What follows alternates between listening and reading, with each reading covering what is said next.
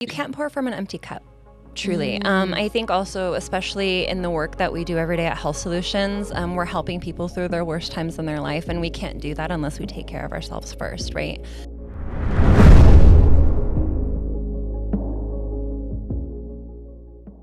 Hello, everybody, and welcome to Talking Health with Health Solutions, a podcast that is focused on not only the behavioral, but also the physical side of health.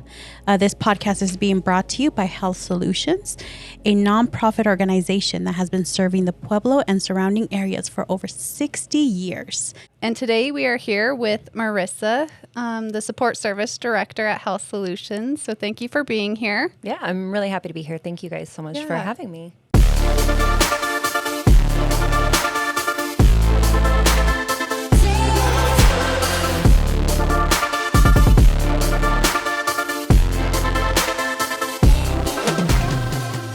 Let's just jump right in and talk about your role here. I think you started on the front line and kind of worked your way up. So can you talk a little bit about that and your experience so far here at Health Solutions? Yeah, so I actually started in our family medicine center. I was support staff. Absolutely love that job. I learned so much. One thing that I really admire about Health Solutions is their encouragement to promote within the company and encourage staff to, move up. And so with that, I had the opportunity to work alongside our amazing vice president's team, and I learned so much about the different parts of the company. And now in my current role, I feel like it's really like a full circle moment, coming from support staff and now being the director of support services. And I get to take everything that I learned from that and really just apply it to my team and hopefully make a positive impact to my team and to the organization and the clients that we serve. Maurissa, I had no idea that you started off as support services. Yeah. And how long have you been with Health Solutions for? So it'll be 5 years in February. It feels it feels like it was yesterday that I started. I feel like actually I've been here for like 10 years is what it feels like. But I'm super thankful to work for such an amazing company, and I just love it here. Yeah, absolutely. Yeah. I think that, and I think we've talked about this with Madison in previous episodes before. It's just like, this is sometimes like our first big girl jobs coming out of like college or just kind of trying to find your place in this world. So It's really nice to see that you started, so you kind of know the whole role that it takes to be in support services. So I think being that director puts that even more knowledge into it, because you know what it takes to be in that place, and you're not asking your staff to do any more than what you know is capable of them. Absolutely. And I think one thing to really make note of, and something that's the most important thing, is that we're here for the clients, and support services is such a pivotal role in that experience for the client. They're the first people that the clients see, and they really set the tone for the rest of the experience for the clients. And so I really, hope everybody understands that piece. And I always tell my staff, you guys, are the heartbeat of the organization. If it wasn't for you guys, I don't think we would, run. So yeah. We wouldn't have appointments scheduled and clients on the books. So how would you say, since you've been in the support staff role, how has the support services evolved over the years? Yeah, I think, the organization has taken a hard look at what exceptional customer service looks like. And I think they've really taken that and invested in support services in that way, especially because now that we have, we have the family medicine and the behavioral health side, and then we've opened up so many different places like Perry Hall, we've integrated into Grand Junction and those different things. And so they've taken it and they've made it more holistic and more integrated, and really developed different roles to do so. So we can meet clients where they're at. Health Solutions is all about the holistic viewpoint of clients, right? Doing behavioral health and medicine. And so with that, we're able to, assist clients on both ends now, really have a way to support both the family medicine side and the behavioral health side. And we opened up our call center that, supports the medical side. We also have floats that help the medical side and the behavioral health side. So it's been really awesome. Really expanding. It sounds like you guys have been busy. Yeah. And the investment's amazing. The fact that, Health Solutions takes the time to hear the needs of the company and needs of the front lines, I think it speaks volumes to the fact that Health Solutions really thinks about their employees in that aspect.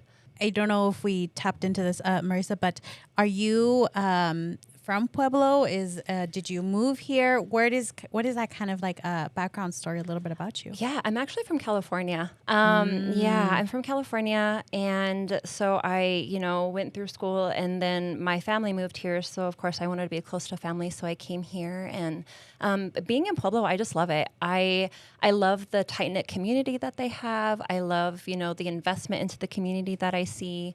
That's one of the reasons why I chose to work at Health Solutions too, is just hearing the impact that they had on the community, and how much they've, invested in the community. And I don't think I'd be anywhere else, honestly. Nice. Yeah. Nice.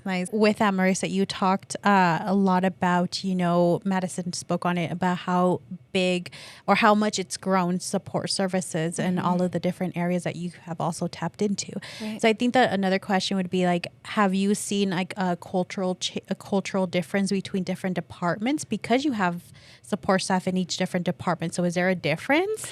Yeah, I think it depends on what department you're looking at, right? There's some departments who are more crisis focused and provide different services. So the culture really fits what the department needs.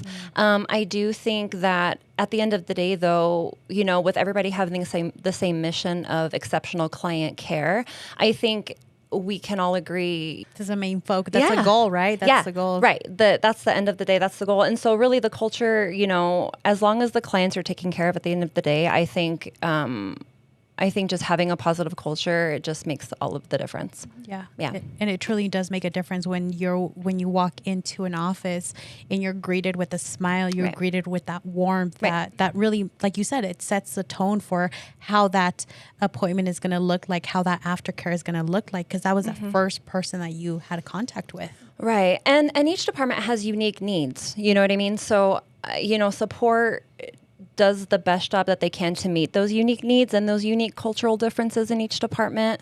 And I think we have the best fit for every department. With that, it is different between departments, location, crisis, learning tree. How do you measure success for your team, and what does that look like for both the team and the clients? So I think success, we try to measure it more on a micro level. I like to think about it as, I know it's going to sound crazy, but like a cup being filled every day, because success to me depends on how we've been able to help the clients and help the departments. So I think the little wins are just as important as the big wins. And so at the end of the day, if support can say, did we help all of the clients to the best of our ability today? Yes, that's a win. Did we support our colleagues to the best of our ability? Yep, that's also a win. Did we support each other? Because that's also very important. Yeah, then that's also a win. I think, just striving to do the best that you can every day for yourself, for the clients, for your colleagues, for the different departments, I think that's just success and a win and all. With the different departments that you have staff in, what is some kind of like misconceptions you have heard about support staff that you kind of want to clear up, and you're just like, I wish people would see this differently? Right. That's a great question. I think the biggest misconception is that support staff are just receptionists. That couldn't be further from the truth. They do so much for not only the clients, but also their colleagues in the different departments. They act as an ear for clients. They're meeting clients probably on the worst day. They help give resources to clients. They help, guide clients through what the enrollment process looks like, kind of walk them through those steps. They're also, a shoulder to cry on. And clients really trust them at the end of the day. And so I think support staff wear many hats. The support staff is the first person that a client is going to see, and they may not, most likely are not a trained clinician. Like, how do you train the support staff in coaching people through those moments and getting them the help that they need? Right. So, and you're right, they're not clinicians. And so we can't obviously give any clinical advice to them. Right. But I think a lot of the times clients just want to be heard. And I think that's the most important piece that support has to keep in mind is that, if they're upset, hear the client out, let them, vent. And it may not even be about you, and don't take it personally, right? Because again, asking for help is hard. And so if you can help them feel comfortable in asking for help and just really be that ear that they can, listen to and they can vent and feel comfortable in that sense, I think that makes all the difference in the client's entire experience and makes them want to come back, Yeah. Yeah, absolutely. And, I do a lot of community trainings for suicide prevention. And I think one thing that we really like to tell people is that you don't have to be a doctor. You don't have to be a clinician to save a life, And like you said, Maurissa, people just want to be heard. So, we all have 2 ears and a heart. And that's truly what people want, is just to be heard. They're not looking for you to solve their problem right there and then, just to be heard. Right. So that makes a big difference. Yeah. Being in support services and now being the director, what is maybe one leadership lesson that you wish to share with aspiring leaders? Yeah. One thing I really like to think about is that when you make the decision to be a leader, when you make the decision to be in leadership, that decision and that mindset just doesn't go away, right? It really becomes a part of who you are, and you have to find ways to really implement that, not only at work, but also at home, because it's hard not to let those two things spill into each other. Sometimes that's just the way it is. But if you really keep that mindset of leadership, being a leader and leading, you'll find that it'll start translating into different parts of your life. Before we wrap it up, we like to ask a couple of rapid fire questions. Yeah. Either people are going to be like, that's my director, that's Maurissa, or they're going to be questioning you. So I'm questioned every day, so let's get to it. So the first one is, does pineapple go on pizza? Absolutely. Yeah, sorry guys, it does. Hey, I know some people don't like it and they don't think it does, but absolutely, that sweet and savory. Sweet and salty, absolutely, yeah. It's a good combo. Yeah. Dr. Hines, in our last episode, he said, for some people it does. Oh, that's very kind of him, but it absolutely does, Dr. Hines. All right. Next question, is a hot dog a sandwich? No, a sandwich is a sandwich. That's what I said. Yeah, so absolutely what is a sandwich though? Not a hot dog. But so like the Dr. Hines again, said that a sandwich is 2 pieces of bread and something in between. Isn't that what a sandwich is too? No. You don't grill a sandwich, right? I mean, like on a grill. There's a grilled cheese sandwich. Yeah, but that's more like a pan or like a press, right? Like you don't throw it on. I mean, maybe some people find ways to throw it on a grill, but a hot dog is in a bun, and a sandwich is on 2 pieces of bread.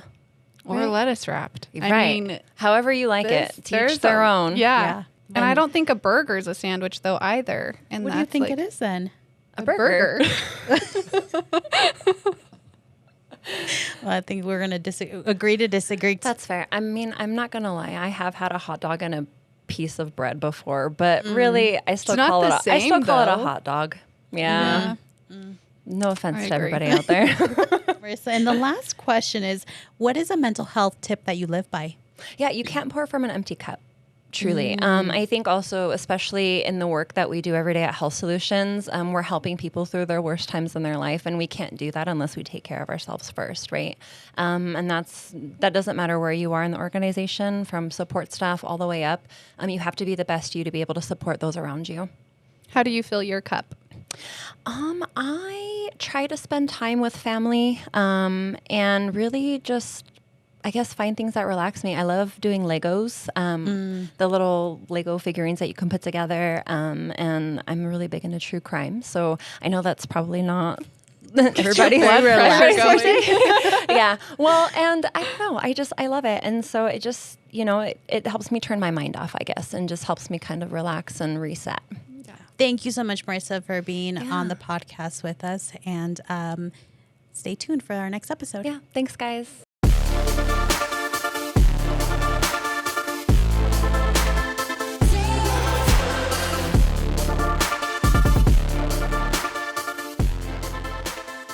Again, this is Talking Health with Health Solutions. If you or someone you know is struggling with a mental health crisis, please don't hesitate to reach out to 988.